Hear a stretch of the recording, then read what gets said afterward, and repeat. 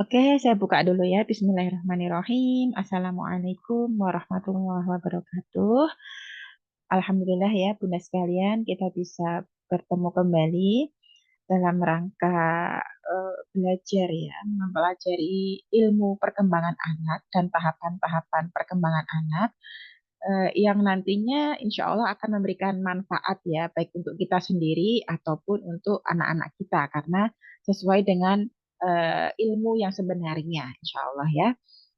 Nah, untuk kesempatan kali ini saya akan melanjutkan ya untuk pre-academic skill-nya ya. Kan kemarin dari apa di tugas itu kan ada kolom-kolom ya Bun, ada kolom sensori, ada kolom sensori motor, ada kolom pre-akademik dan seterusnya ya sampai apa komunikasi secara verbal atau fungsional gitu ya.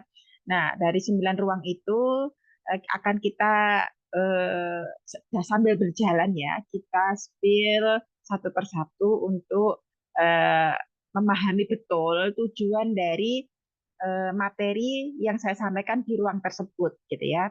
Nah, kalau ruang preakademik ya, ruang preakademik ini eh, banyak mengupas atau membahas atau bertujuan untuk melatih keterampilan motorik halus gitu ya. Jadi selain motorik apa namanya eh, kalau di sensori motor itu kan banyak motorik kasarnya ya. Nah, untuk di ruang preakademik itu saya garing apa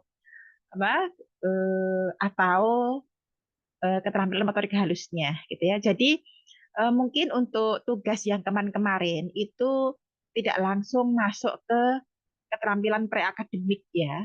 Artinya kalau preakademik itu kan kayak aktivitas di TK itu loh Bun, kayak menggunting, menempel, mencocok, mengelem, terus apa namanya melipat dan seterusnya ya. Nah itu kan keterampilan preakademik ya. Jadi termasuk juga mengenali warna, huruf, bentuk-bentuk geometri. Nah itu kan persiapan untuk kita bisa belajar secara materi yang diberikan oleh nanti ketika di SD gitu ya. Bisa membaca, tulis atau memahami kalimat gitu ya.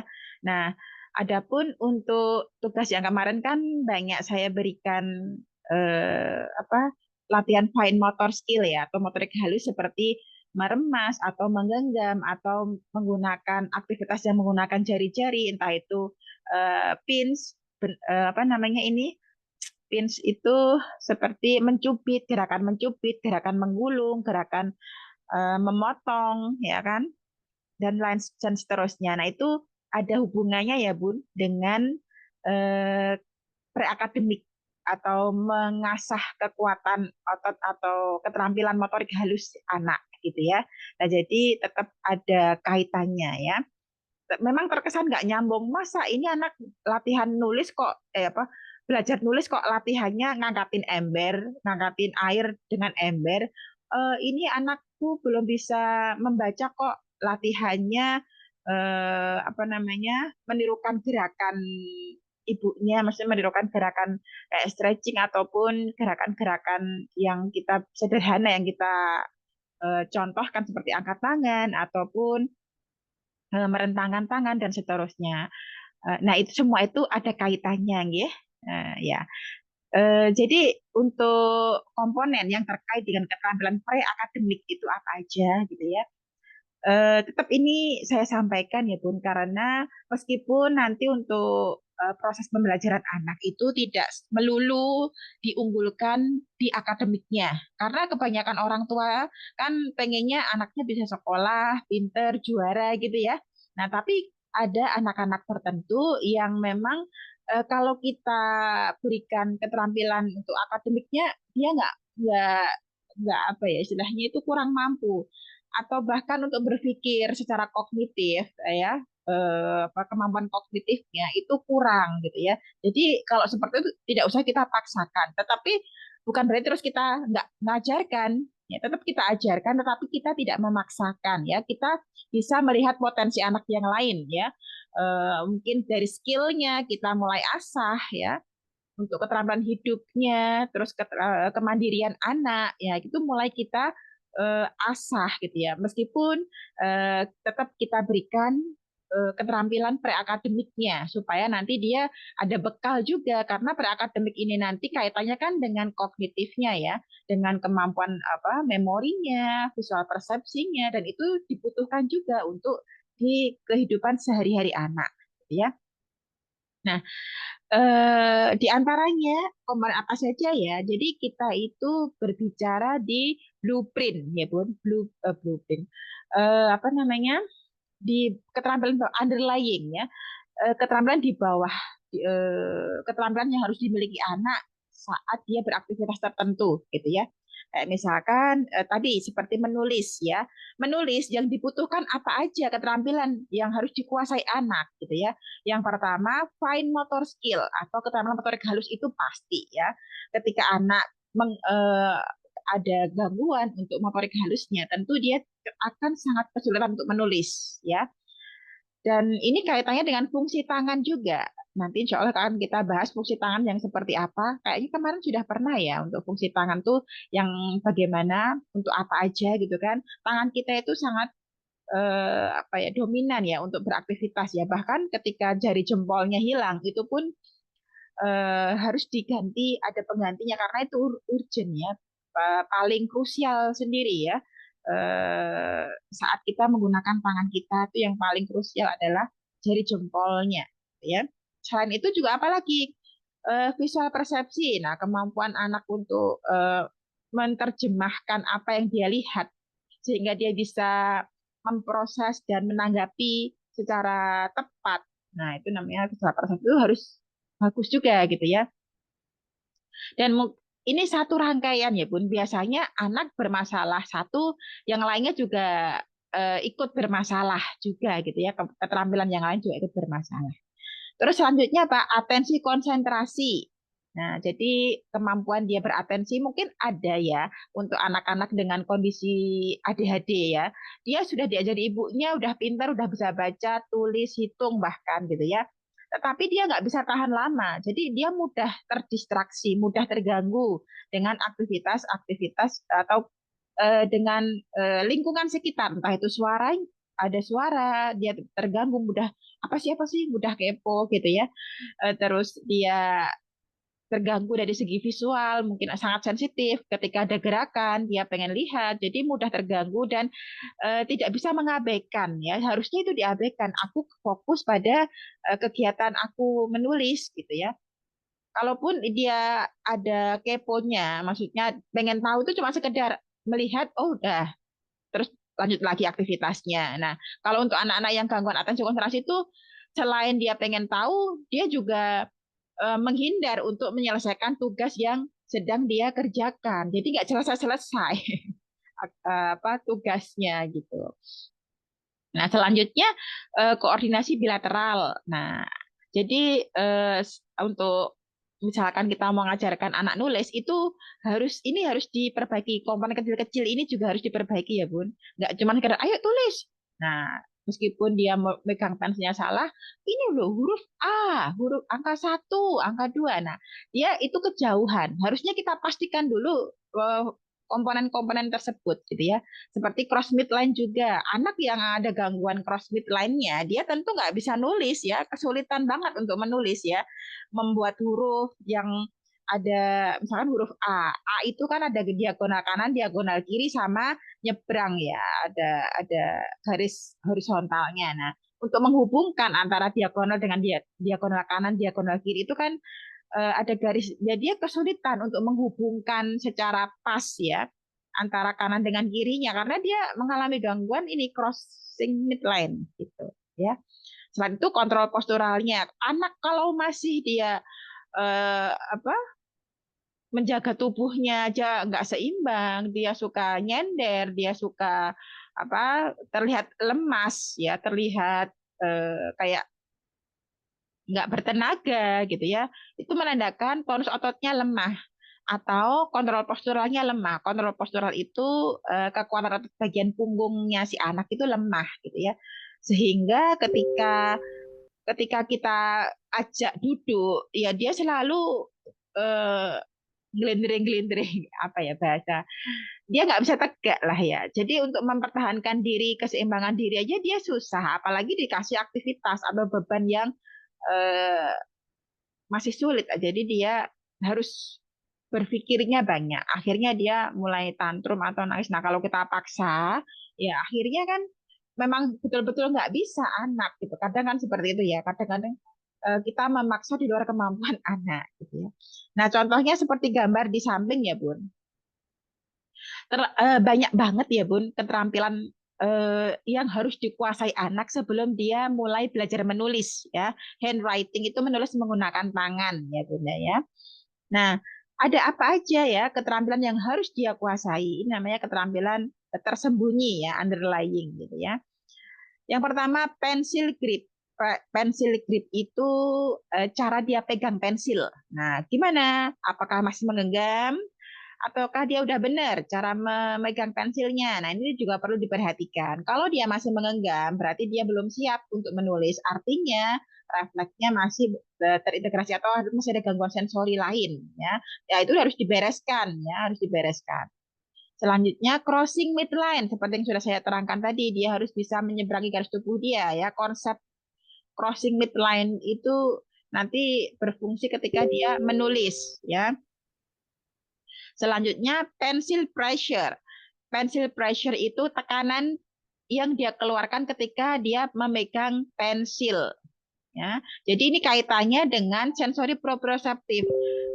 Seberapa besar ya tenaga yang harus aku keluarkan ketika aku menggoreskan pensil ke buku? Apakah anak itu menggoreskannya sangat tipis atau dia terlalu tebal? Dia belum bisa mengontrol tenaga yang harus dikeluarkan. Kadang terlalu tebal sampai bolong kertasnya atau terlalu tipis sampai nggak bisa dibaca gitu. Nah, berarti itu tetap harus ada dilatih ya. Sensorinya itu kaitannya dengan proprioseptif. Dan untuk sensori proprioseptif kan kemarin sudah banyak kita bahas ya, bagaimana cara melatihnya ya. Terus letter size itu ukuran huruf. Kadang kalau ada anak baru belajar tulis itu hurufnya besar-besar gitu ya. Atau kecil-kecil di pojok nyenil gitu. Atau sampai satu halaman itu ditulis satu huruf. Nah, kadang ada yang bilang itu. Nah, itu harus dibetulkan ya. Kalau anak nggak bisa gimana, Bun? Kalau menulis selalu seperti itu. Oh, berarti ada visual persepsinya, persepsi apa terhadap ruangan di buku itu, maksudnya space-nya itu dia menempatkannya seberapa besar ya dengan tulisan besar tulisan dengan area dia untuk menulis itu seberapa besar ya. Nah, itu memang kaitannya juga dengan kognitif. Dengan ya kognitif kan nanti ada banyak ya, ada memori, bisa persepsi dan seterusnya. Ada pensil kontrolnya, jadi mengontrol pensilnya hampir sama dengan pensil pressure gitu ya.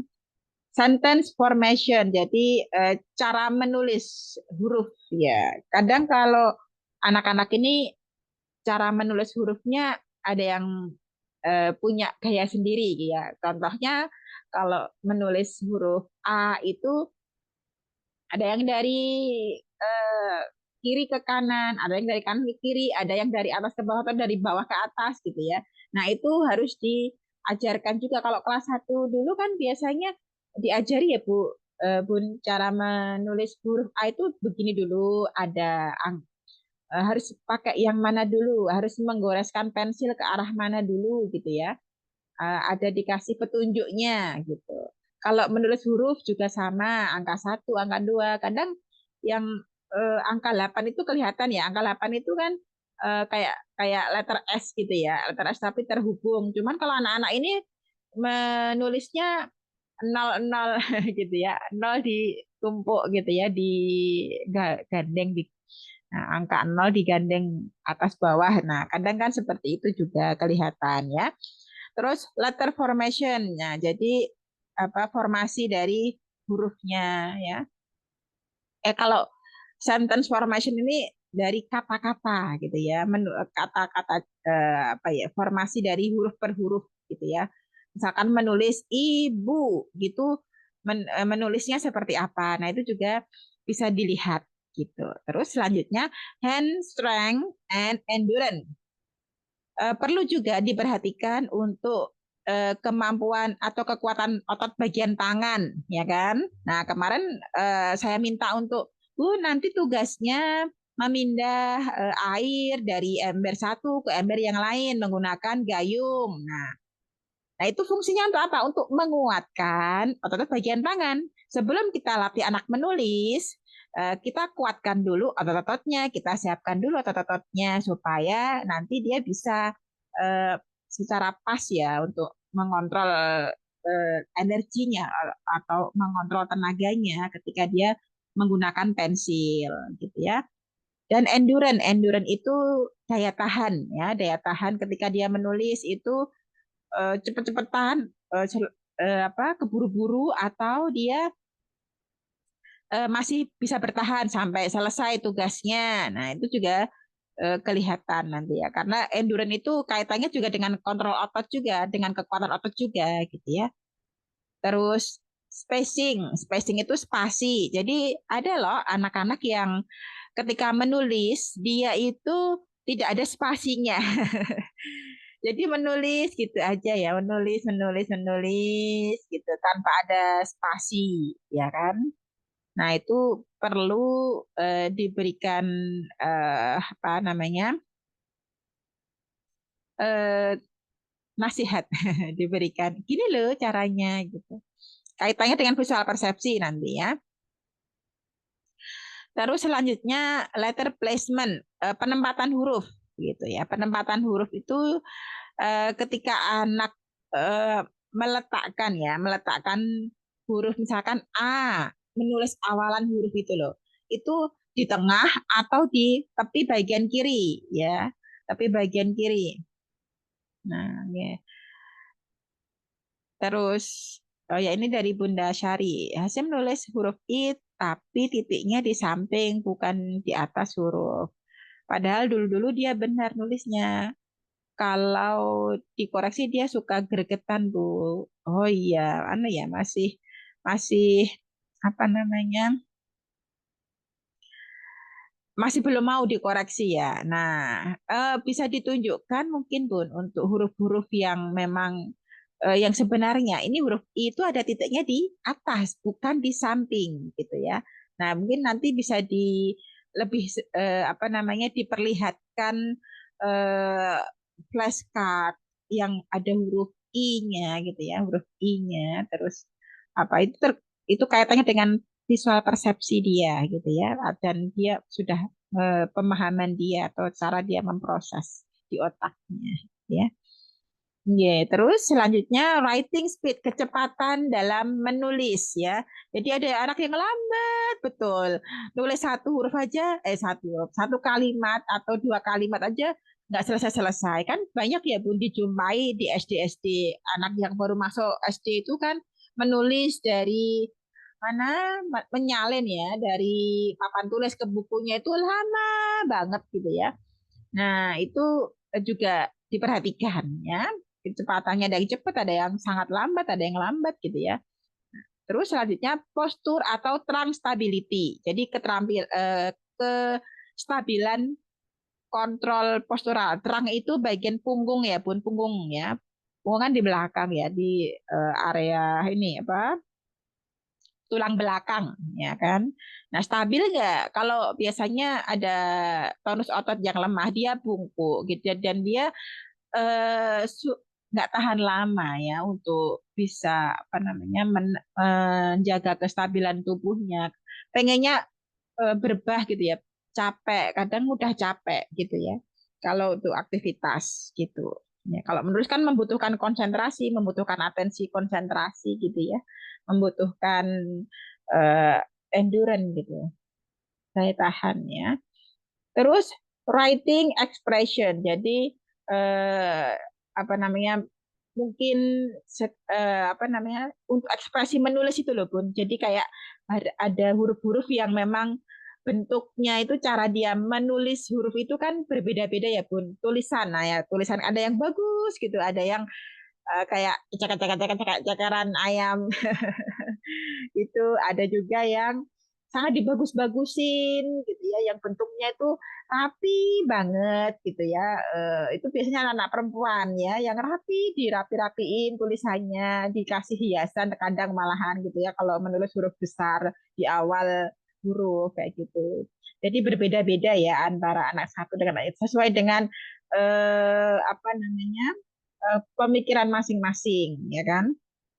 Dan ini kaitannya dengan eh, kognitif, tingkat kognitifnya. Nah, jadi banyak ya Bun, apa ya keterampilan yang harus dikuasai anak ketika dia mau belajar menulis gitu ya. Nah, dalam rangka menyiapkan itu kemarin-kemarin ya, kita itu juga latihannya ini semua. Semua ini kita juga latihkan kemarin-kemarin gitu ya. Nah, nanti insya Allah di akhir ada evaluasi ya. Nah, selanjutnya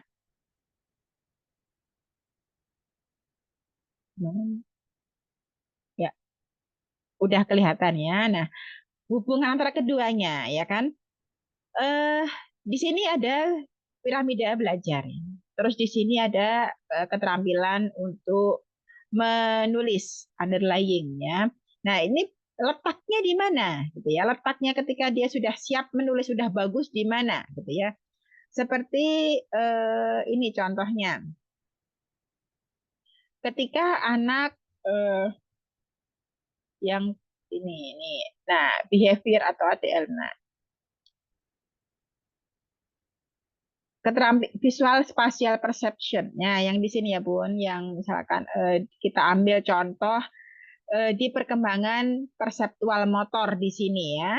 Nah, di sini kan ada yang namanya visual spatial perception. Jadi anak itu bisa memahami eh, tentang persepsi ya, persepsi yang dia lihat. Jadi apa yang dia lihat itu dia bisa mengolah dengan baik gitu ya. Bisa menyikapi dengan benar ya. Misalkan eh, harus menirukan guru gerakan gurunya, dia juga bisa harus menulis apa namanya huruf, dia juga bisa menyesuaikan gitu ya. Nah, nanti kalau ini sudah baik ya, sudah baik itu biasanya anak udah siap belajar di sini gitu ya. Kalau dia masih ada gangguan untuk crossing midline ataupun apa namanya pencil pressure atau dia tekanannya masih tebal tipis dalam menulis gitu ya, goresan pensil tebal tipis, ya berarti masih di ini proprioceptifnya harus dibetulkan ya. Bukan berarti terus dia ada gangguan di sistem sensorinya ya. Jadi sistem sensori ini memang harus dimatangkan gitu ya. Bukan berarti terus kan ada derajatnya ya Bun. Ada yang oh ini banyakin latihan di sini, banyakin latihan di sini gitu.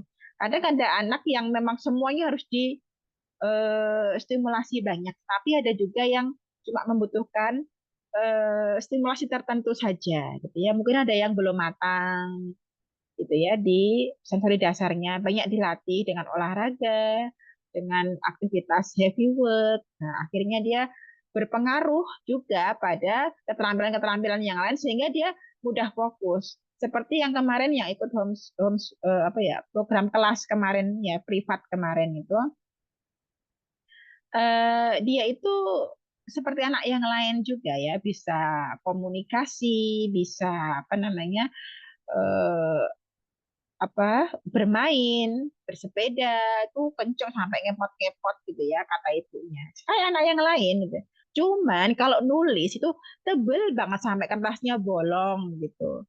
Nah, itu eh, yang perlu dilatih yang mana gitu ya. Padahal dia pemahamannya juga sudah baik. Menulis juga sudah bisa. Huruf-huruf dia juga sudah bisa gitu ya. Nah, berarti kan dia tidak semua sensori bermasalah gitu ya.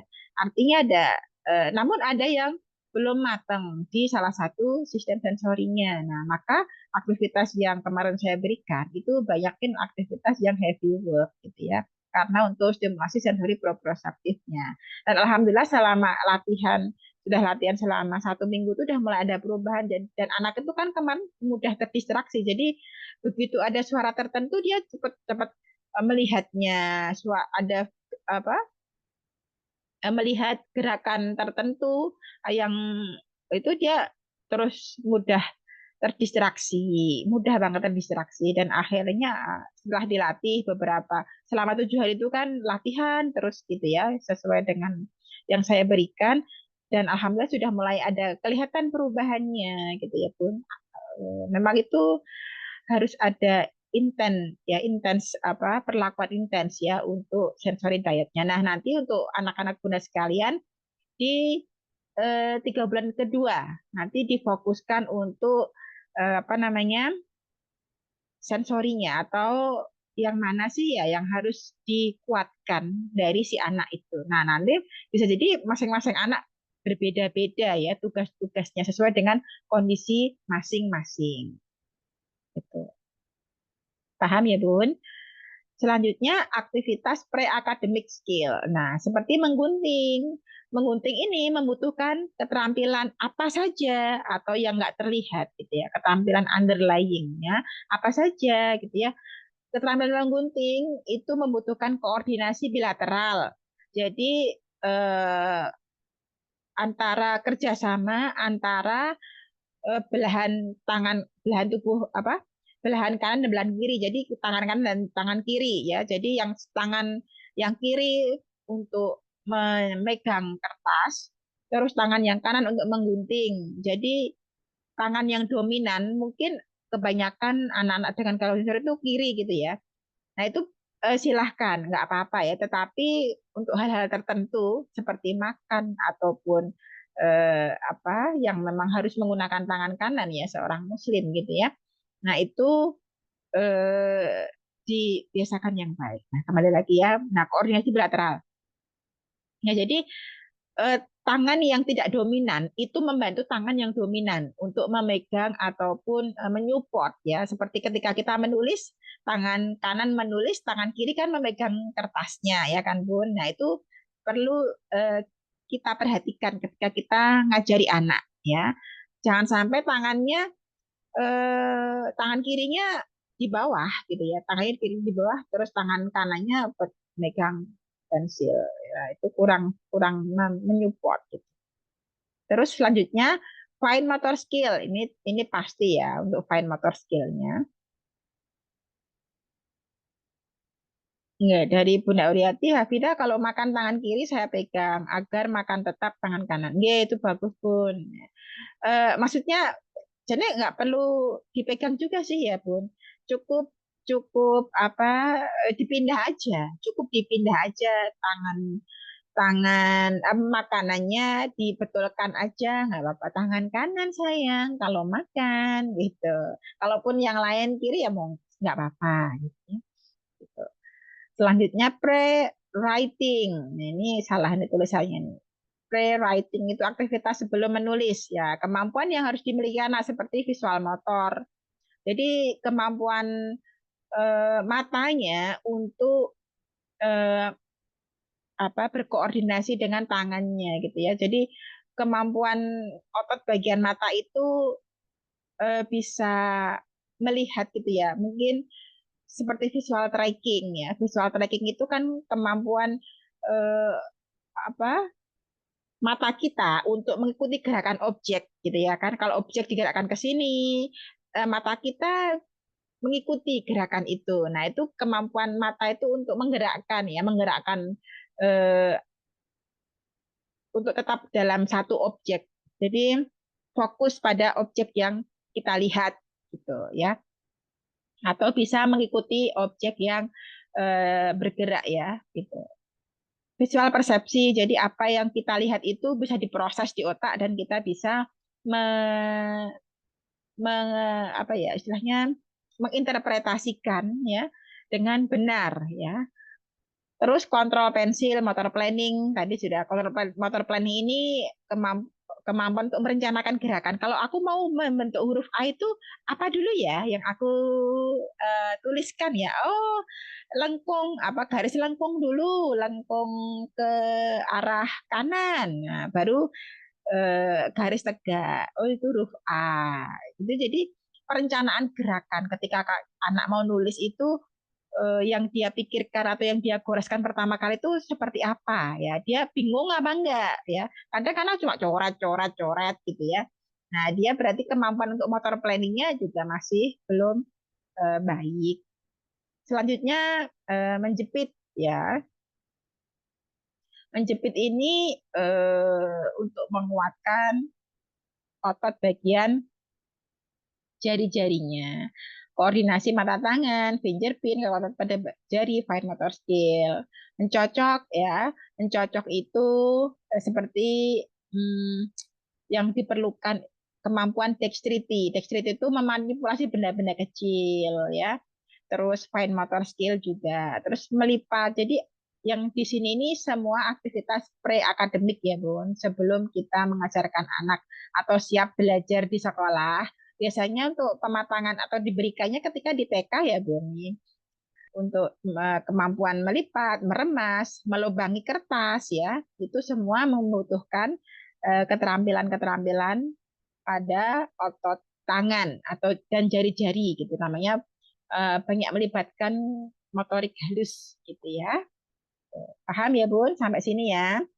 Jadi dan ini perkembangan motorik halus ini baik ketika keterampilan motorik kasarnya sudah baik juga gitu ya, karena prinsip dari perkembangan atau tumbuh kembang anak ya. Perkembangan anak itu dimulai dari motorik kasar dulu, baru ke motorik halus ya. Anak harus bisa berjalan, berlari, melompat, berguling ya di awal perkembangan sebelum dia bisa mengambil benda-benda kecil gitu ya. Dan ini atau sebelum dia menggunakan jari-jarinya atau tangannya gitu ya. Jadi harus dimatangkan dulu keterampilan motorik kasar. Bukan berarti terus kita nggak boleh melatihkan motorik halusnya, boleh ya, tetapi harus berkesinambungan juga, diiringi gitu ya, diiringi dengan motorik halusnya. Motorik kasarnya tetap terus dilatih, dimatangkan, ya, terus motorik eh, halusnya juga diikutkan, nggak apa-apa. Kalaupun belum bisa, latih lagi motorik kasarnya dimatangkan. Karena memang sesuai perkembangannya seperti itu. Harus motorik kasar dulu yang mateng, baru motorik halusnya, ya. Nah, kalau anak masih model megang pensilnya begini, ya kan? Nah, itu artinya dia belum siap untuk menulis. Bukan berarti kita nggak boleh memberikan pensil atau krayon ataupun buku, bukan berarti gitu, cuman dia untuk bisa memahami huruf, memahami apa namanya eh, angka ataupun eh, bentuk-bentuk geometri. Nah, itu dia juga tentu masih kesulitan juga gitu ya. Jadi harus dilatih dulu. Yang lain itu biasanya untuk anak usia sekitar eh, 2 tahunan itu masih pegangnya begini. Kalau nanti sudah usia sudah usia 2,5 tahun ya kan, dia udah mulai pinter ya, megang pensilnya udah mulai pinter. Bahkan ada yang nggak nyampe 2,5 tahun dia sudah bisa memegang pensil dengan benar. Biasanya kalau anak kayak gini nih di usia 1,5 tahun ya kan. Nah, ini contoh fungsi tangan atau gerakan dari fungsi tangan. Tangan bisa seperti ini gerakannya. Jadi yang satunya ditekuk, yang lainnya lurus gitu, atau membengkok sedikit. Nah, ini perlu diajarkan, dicek satu persatu. Nah, karena ini kemampuan ini penting ketika kita beraktivitas gitu ya. Dan ini bisa dilakukan ketika kemampuan visual persepsinya, kemampuan motorik halusnya itu sudah mulai baik, ya kan? Nah, biasanya anak kan baru bisa menggenggam ataupun ini kayak pinching kayak gini ya. Nah, ini kalau untuk menekuk-nekuk kayak gini ini masih agak kesulitan. Tapi memang perlu juga diajarkan biar nanti bisa menulis ya, ataupun aktivitas yang lain, tidak hanya sekedar menulis aja. Itu ya, Bun. Nah, kemarin saya minta untuk menuang ya, menuang teko ke menuang air dari teko ke gelas gitu ya, atau dari teko ke botol ya, boleh juga. Ini fungsinya untuk apa latihan ini? Apakah berdampak pada kemampuan menulis anak gitu ya? Ya, tentu ya, karena ketika anak melakukan latihan seperti ini atau melakukan aktivitas seperti ini, dia akan melatih kekuatan ototnya, mengkoordinasikan antara mata dengan tangannya. Dia juga kemampuan dexterity atau memanipulasi benda gitu ya, entah itu yang kayak posisi menggenggam ataupun posisi pinching. Terus dia ada koordinasi antara mata dengan tangannya, koordinasi dengan kedua tangannya kanan dan kiri, mungkin satunya pegang bisa memegangi botol ataupun bisa memegangi gelasnya gitu ya, yang satunya nuangkan, dan dia bisa mengontrol seberapa besar kekuatan yang harus dia eh, berikan ketika dia mau menuang dengan cara yang pas, nggak langsung tumpah banyak. Tapi pelan-pelan gitu. Nah, itu grading movement gitu ya. Terus kemampuan atau developmental of pivotal joint. Jadi mengontrol bagian sendi-sendinya gitu ya, perkembangan dari sendi-sendi bagian jari-jarinya. Nah, itu kan berpengaruh ya, Bun, terhadap aktivitas anak. Kalau anak masih kaku, berarti kan dia masih harus diberikan banyak stimulasi ya. Bisa juga dengan aktivitas kayak gini, kalau kita ngajak anak ke alam, itu kan ada nih akar-akar. Ini bisa dipakai buat bantuan, bantuan ketika anak mau naik ke lembah kecil, itu kita bisa megang, anak suruh pegangan di akar-akar ini untuk menguatkan eh, otot-ototnya ya. Fokus on whole body gitu ya, development of the child, of the child ya. Jadi anak belajar untuk fokus juga. These are the root akar for all future handwriting skill. Nah, jadi akar ini bisa memberikan dampak yang baik untuk kemampuan menulisnya, gitu ya. Bisa lah menghubungkan. Kenapa ya, Bun? Saya melatih anak untuk menaiki gundukan ini ya apa atau memanjat ataupun dia menggunakan akar untuk naik ke atas itu bisa berpengaruh pada kemampuan menulisnya gitu ya. Ya, sudah paham ya hubungannya di mana ya? Oke. Bisa berkomen, komen. Oh, itu hubungannya di sini, Bu. Nah, itu bagus itu. Oh ya, kemarin untuk tugasnya kok belum ada yang ngirim sama sekali ya. Tugas yang kemarin saya berikan yang untuk apa namanya? Menyusun jadwal. Kok belum ada yang kirim ya? Apa belum dikerjakan? Oke, nggak apa-apa ya. Nanti dikerjakan belum pun baru sibuk. Oh, nggak apa-apa ya. Nanti tolong diutamakan. Kalaupun yang sudah apa namanya sudah jadi boleh di-share ya atau dikirim ya, dikirim biar nanti saya lihat ya. Terus latihan kayak gini juga. Nah, ini visual persepsi. Jadi ini kan kita gambar ya, menggambar semacam ulat ya, ada lubang-lubangnya begini, terus kita kasih batu, kita berikan aktif pada anak, coba letakkan batu-batu ini ke lubang-lubangnya. Dia bisa apa enggak sesuai dengan lubangnya apa enggak. Mungkin ada yang besar, ada yang kecil, ada yang besar kecil gitu ya. Nah, itu anak bisa nggak menempatkan antara ini apa gambar dengan batu, dia bisa apa enggak gitu ya. Nah, kalau yang kecil dikasih yang kecil, kalau yang besar dikasih yang besar. Nah, itu latihan untuk visual persepsinya ya. Gitu. Selanjutnya ini latihan dakon. Dakon itu aktivitas atau mainan dakon.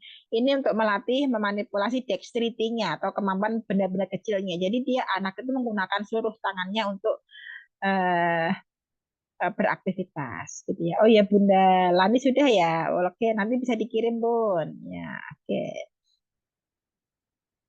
Paham ya Bun? Untuk aktivitas handwriting ya. Jadi banyak ya Bun yang perlu disiapkan ya ke anak ya.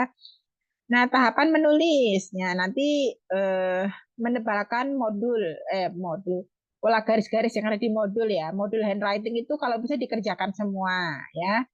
Sesuai dengan tahapan tentunya kalau untuk Akmar ya eh, apa bertahap pelan-pelan karena masih usia 3 tahun atau Hafiza kalau Hafiza masih masih terlalu kayaknya agak mungkin kesulitan ya untuk bisa memegang pensil dan menggerakkan pensnya mungkin karena memang tahapnya masih mematangkan sistem sensorinya memperbaiki fokusnya gitu ya. Terus menirukan pola gerakan dengan model huruf dan angka.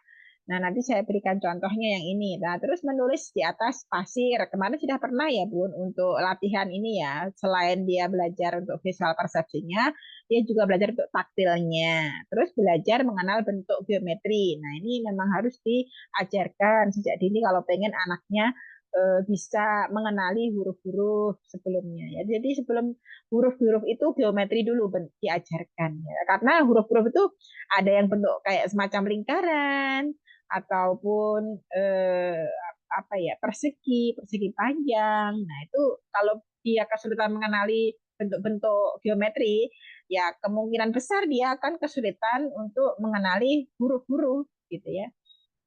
Nah, tugasnya eh, menebalkan berbagai macam pola garis gitu ya.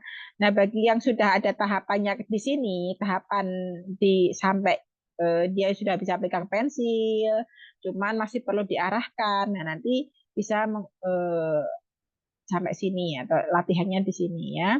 Menulis di atas pasir, menulis di atas model kertas berpori.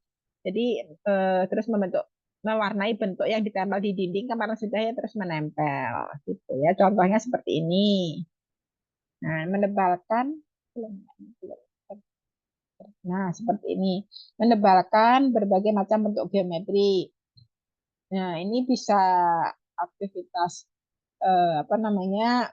Menggaris atau membentuk jadi nanti Bunda bisa melihat di modulnya ya. Nanti bisa dilatihkan untuk handwriting-nya ya. Ataupun Bunda bisa eh, melakukan sendiri atau membuat sendiri gitu ya. Terus nanti bisa dikasihkan ke anak gitu. Nah, selanjutnya, nah ini untuk menirukan pola yang ada di kita bikin huruf ya.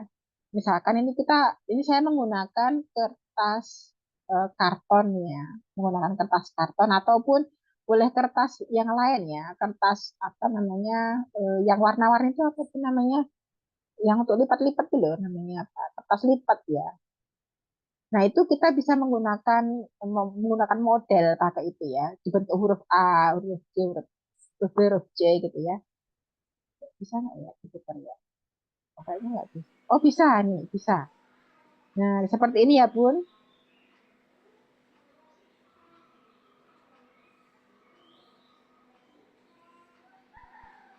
Nah, ini tangannya mengikuti eh, pola hurufnya. Jadi nanti bisa menggunakan tangannya anak ya.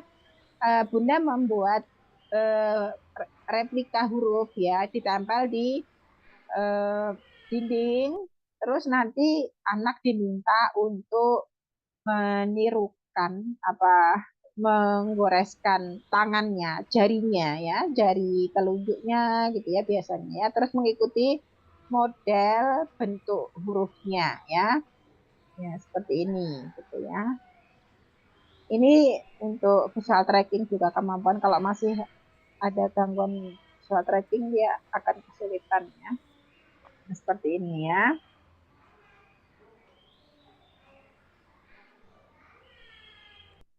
Ya, sudah ya menirukan mode. Kalau ini handwriting.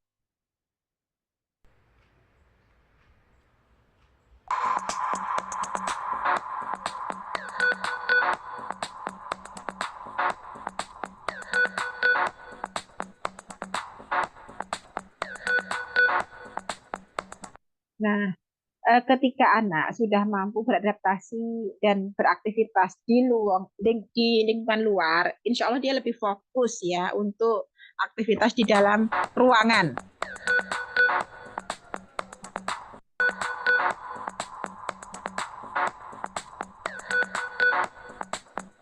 Nah, ini nanti bisa dicekkan ya, Bun, untuk finger ya, untuk apa ini namanya pinching, gerakan pinching kayak gini ya.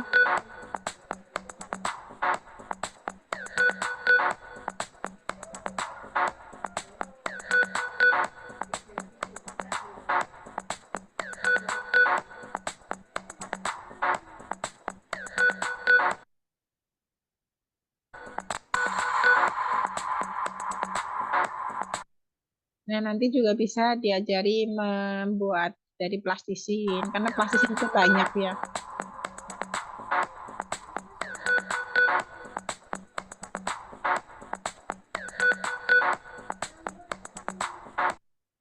Nah, kita menggunakan jari-jari kita ya, dari mulai jempol dengan jari telunjuk, jempol dengan jari tengah, jempol dengan jari manis, jempol dengan jari kelingking.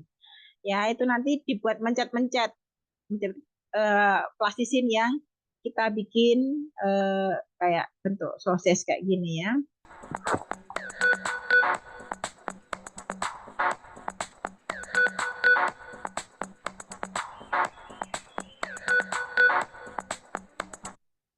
Terus kita juga bisa membentuk anunya apa?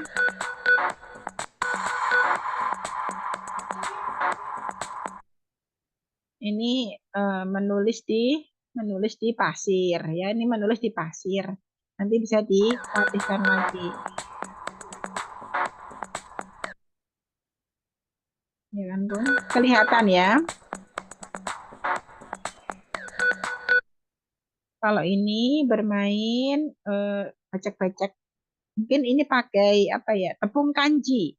Tepung kanji dikasih air, kasih warna boleh ya. Nah, itu ya, Bun. Bisa dilatihkan untuk memaksimalkan kemampuan preakademik ya, termasuk handwriting atau pre-writing-nya. Terus nanti aktivitas juga menggunting bentuk-bentuk geometri gitu ya.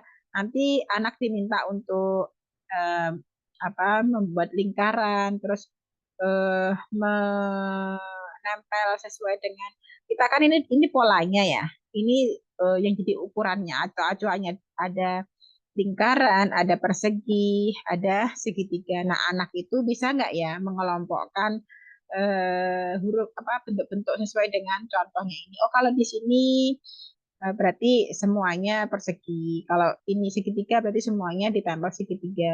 Jadi ini kemampuan kognitif ya, belajar melatih kemampuan kognitif.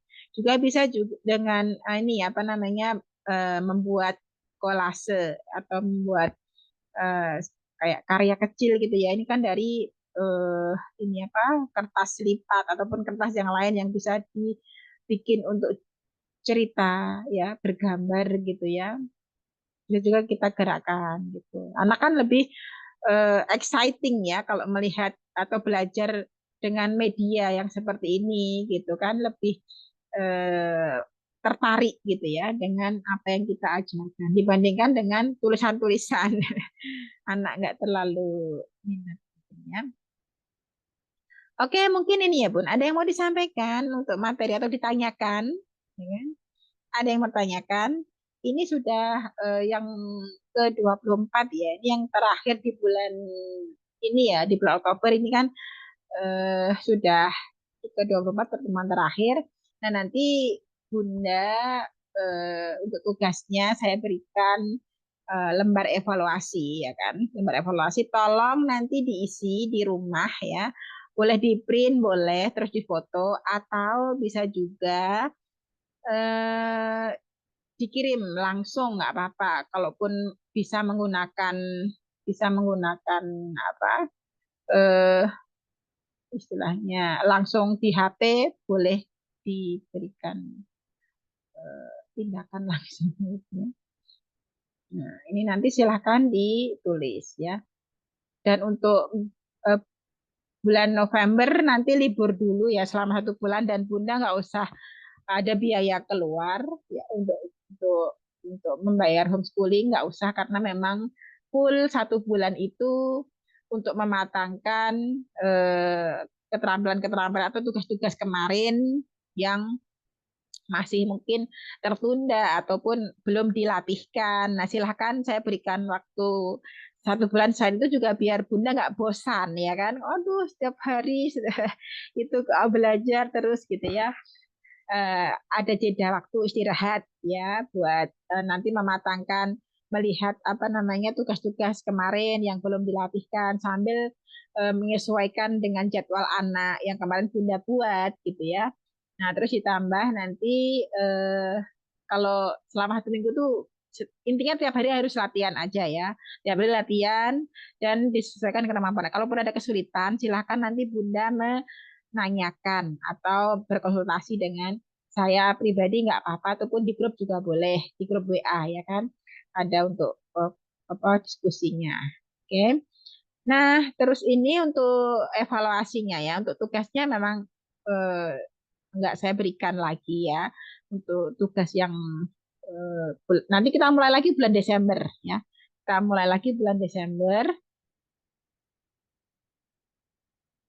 eh, Desember, Januari, dan Februari. Insya Allah ya. 3 bulan itu eh, tugasnya sudah mulai berbeda ya. Tugasnya sudah mulai bersesuaian dengan kondisi anak. Ya. Dari Bunda Uriati, Hafidah kalau dibiarkan nulis sendiri bisa Bunda, tapi cara pegang pensilnya belum benar. Tulisan berupa coretan yang tidak berbentuk benang kusut. Iya, tulisannya ringan. Ya, ya, berarti memang perlu disiapkan dulu Bun untuk kemampuan underlyingnya ya, mulai dari penguatan otot bagi apa fine motornya, kemampuan fokusnya. Nanti insya Allah dengan membaiknya kemampuan motorik kasar, motorik halusnya, nanti dia untuk pegang pensil sendiri itu udah mulai benar, karena itu apa ya, naluri aja, bukan naluri, apa istilahnya, natural aja ya, natural.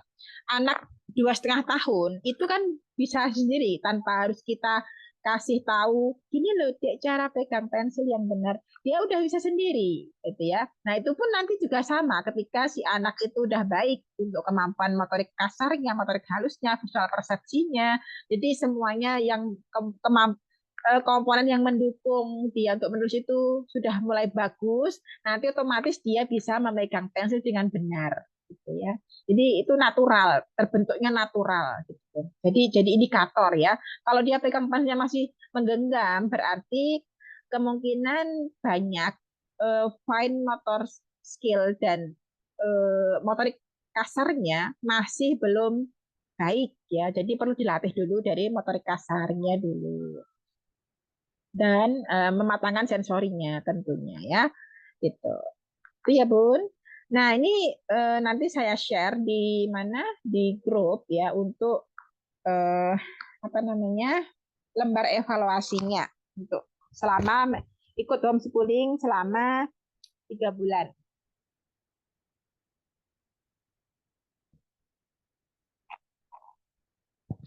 Kira-kira ada perubahan apa enggak ya ikut homeschooling gitu ya, yang nah ini kita nanti silahkan berisi.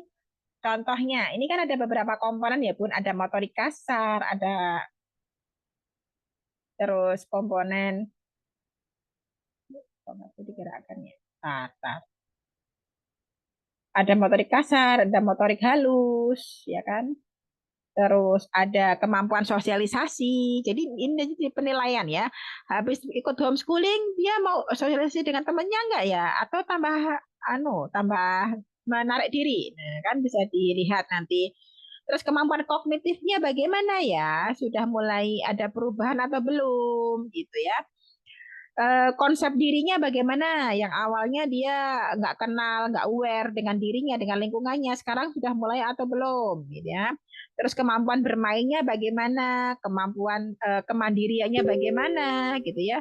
Terus kemampuan fungsional atau komunikasi fungsionalnya sudah mulai terlihat belum, gitu ya. Nah, nanti juga ada beberapa eh, apa evaluasi untuk bundanya juga gitu ya.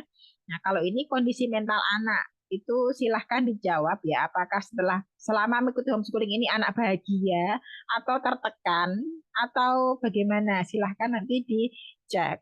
Kan perlu ditanyakan juga Bunda ya, jangan sampai anak itu mendapatkan perlakuan yang tidak baik malahan karena bundanya mengejar tugas sehingga Orang tuanya yang tertekan. oh, orang tuanya yang tertekan.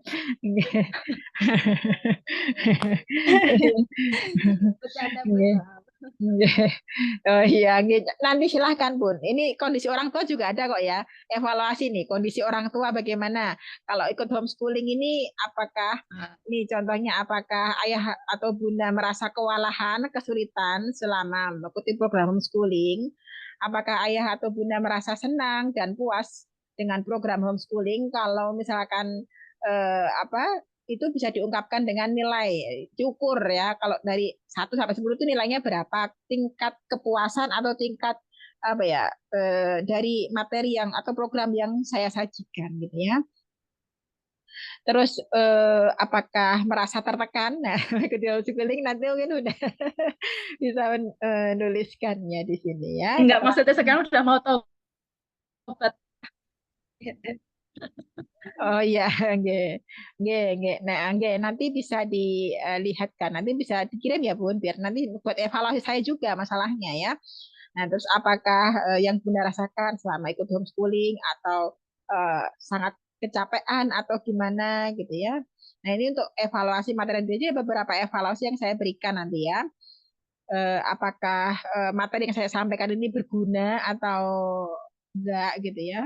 Terus apakah menurut Bunda itu materi itu relevan dengan kondisi anak atau ya kondisi yang dibutuhkan Bunda sekalian.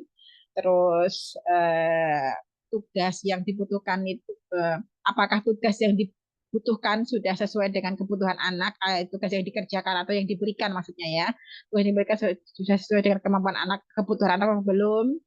Apakah ayah bunda sudah mengerjakan semua tugas yang diberikan dengan baik atau belum? Apakah ayah bunda setuju dengan formula program homeschooling yang diadakan gitu ya. Nah nanti silahkan ditulis dan ini juga ada jawaban atau evaluasi secara essay juga ya. Jadi sesuai dengan ekspresi yang Bunda rasakan atau yang Bunda ingin sampaikan ya.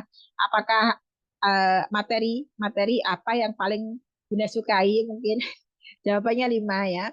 Kritik saran ya silahkan nanti disampaikan juga ya. Saya insya Allah welcome aja ya. Jadi ada sekitar yang kita evaluasi itu sekitar 5 ya, 5 poin ya, 5 poin. Nah untuk anak-anak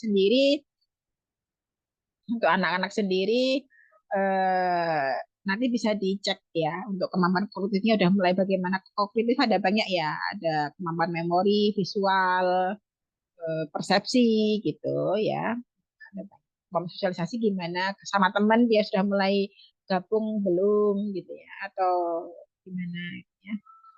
Nah, dari ada banyak perubahan Bunda. Oh iya, nggak nangis-nangis seperti di klinik. Oh iya, oh iya, nggih, alhamdulillah. Nih, mudah-mudahan nanti yang penting kan ada perubahan perkara lambat ataupun cepat itu kan banyak faktor, mulai dari anaknya, kemampuan anaknya sendiri atau derajat seberapa apa gangguan sensori yang dihadapi anak itu seberapa, terus tambah faktor dari orang tuanya ketika melatihnya itu intens apa enggak gitu ya, lingkungannya mendukung apa enggak. Nah itu kan masing-masing orang tua atau masing-masing anak kan berbeda ya Bun.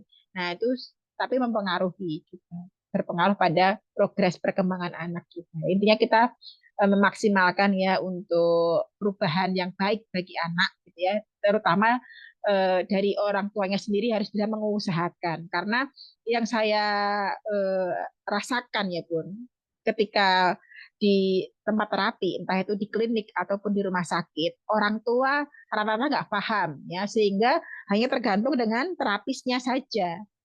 Nah, kalau terapisnya eh, bermasalah ataupun entah itu dia pindah tempat atau pindah tugas. Nah, itu orang tua sudah kelabaan, nggak bisa melakukan atau mengerjakan melatih anaknya secara mandiri, akhirnya mengalami kemunduran lagi. Maka yang bertanggung jawab penuh dan yang bisa memberikan latihan secara intens yang tidak pindah-pindah. Kalau pindah juga sama anaknya juga, gitu kan nggak bisa meninggalkan anaknya juga kan ya. Nah itu kan sama orang tuanya. Maka ibunya ataupun ayahnya itu harus paham ilmunya sehingga bisa mengcover ya kalau di klinik di rumah sakit ada kekurangan atau latihannya masih belum bisa. Nah, itu orang tuanya bisa ya menambeli gitu ya, nambeli yang kurang-kurang dilatih sendiri, punya progres, punya apa namanya target sendiri, bahkan orang tuanya pintar kan, ya kan sudah mulai belajar ya kan, harus agak berbeda gitu ya Bun. Mudah-mudahan yang sedikit ini bisa memberikan wawasan ya, manfaat untuk para orang tua. Butuh proses belajar, iya. Ini mungkin ilmu dadakan ya, yang aduh kenapa banyak banget yang harus aku pelajari gitu ya. Nah, nggak apa-apa, pelan-pelan ya, pelan-pelan. Nanti masih ada waktu lagi untuk mengulang lagi, diulang lagi materi-materinya gitu ya. Apalagi bahasanya agak bahasa asing gitu, sehingga butuh adaptasi juga orang tuanya, ditambah urusan yang lain ya. Saya sangat memaklumi gitu ya. Oke, ada yang tanyakan sebelum saya akhiri? Jadi tugasnya evaluasi ya Bun, tugasnya mengevaluasi homeschooling dan melatihkan eh, kemarin tugas-tugas kemarin yang belum selesai. Gitu ya. Ada? Sebelum diakhiri ini yang hadir Bunda siapa aja ya? Bunda Asmi, Bunda Diana, Bunda Dwi, Bunda Lani, Bunda Sari, dan Bunda Uriati ya, aktif ya. Yang sering aktif kan bisa terlihat gitu ya. Mungkin yang lainnya masih menyimak di offline gitu ya. Mudah-mudahan diberikan kemudahan ya. Oke, Bunda paham? mau tanya, Silahkan. Nih. kalau Nih. selama libur kita masih boleh konsultasi nggak Bunda? Boleh, boleh, silakan. Boleh, boleh. Boleh banget ya, boleh banget ya. Nih. Ya. Ada lagi, Bun? Iya. Ya. Dari Bunda Diana, sudah Bun, Bunda Iya Lani Bunda, sudah ya? makasih. Oh iya, oke. Dari Bunda Diana, alhamdulillah sekarang saya nggak perlu baper kalau ada yang bilang anak saya aneh. Saya senyumin aja, ya, oke. Kan sudah dapat ilmu, tinggal fokus sama ilmu yang didapat. Ya, bagus Bun. Ya, jadi kita perlu persiapan mental juga ya untuk bisa memahami ini, mempersiapkan diri kita juga untuk menghadapi lingkungan ya. Mudah-mudahan nanti eh, ya bekal ilmu sedikit ini bisa Bunda kembangkan sendiri. Mungkin Bunda juga bisa belajar dari yang lain. Maksudnya untuk mendukung gitu ya, untuk mendukung itu boleh, silahkan monggo aja ya. Yang penting demi kebaikan anak. Cuman gini Bun, cuman yang saya pesan apa? Yang saya pesan itu jangan gonta-ganti apa ya? Gonta-ganti model terapi gitu ya, gonta-ganti model terapi yang seperti apa gitu ya, soalnya ini akan sangat berpengaruh pada anak. Salah satunya yang menyebabkan anak tidak berkembang atau tidak berprogres dengan baik itu adalah shopping terapi ya kan, ini kata dosen saya sih ya. Shopping terapi itu dia itu eh, belum tuntas terapi yang satu di sebuah klinik misalkan ya. Belum selesai anak beradaptasi sudah pindah ke klinik yang lain. Jadi dia ada tindakan baru lagi. Terus karena mungkin orang tuanya, kesibukan orang tuanya pindah tugas kah, pindah rumah kah, akhirnya pindah lagi atau setidaknya atau mungkin jadi orang tuanya nggak cocok dengan terapisnya, pindah lagi, pindah lagi, pindah lagi. Ya memang itu tidak bisa kita salahkan atau tidak bisa kita eh, apa ya, just itu salah itu nggak. Ya, kalau memang betul-betul nggak cocok ya. Cuman gini, habis terapi okupasi belum tuntas, belum selesai, terus ditinggal, terus ganti pijat, terapi pijat, atau mungkin terapi-terapi yang lain, atau apa ya, yang tidak sesuai dengan mendukung untuk kemampuan anak ini gitu ya, yang tidak tahu ilmunya maksudnya ya kan, nggak tahu ilmunya tapi kita memberikan treatment itu, siapa tahu ini efektif, siapa tahu ini, siapa tahu siapa tahu gitu ya Bu. Nah, itu yang terkadang membuat anak itu stuck atau tidak ada progres karena pindah-pindah gonta-ganti model terapi gitu ya. Nah, bukan berarti saya harus di sini ya, cuma saya enggak juga gitu ya. Tapi ini mutlak haknya orang tua, tetapi insya Allah yang Bunda lakukan ini sudah tepat gitu ya, sudah tepat karena melatih fokus pada kemampuan anak gitu ya, memaksimalkan potensi anak dan kemandiriannya juga dengan secara holistik ya tentunya, mulai motorik sensorinya sampai sosialisasinya, kemampuan verbalnya.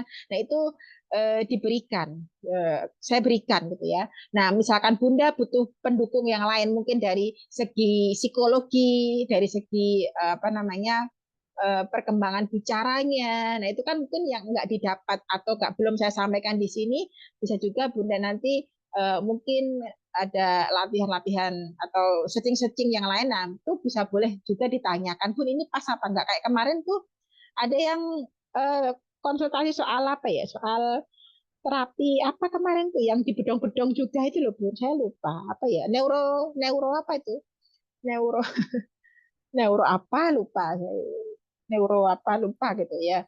Saya tanya, ini model terapinya kayak apa Bun gitu.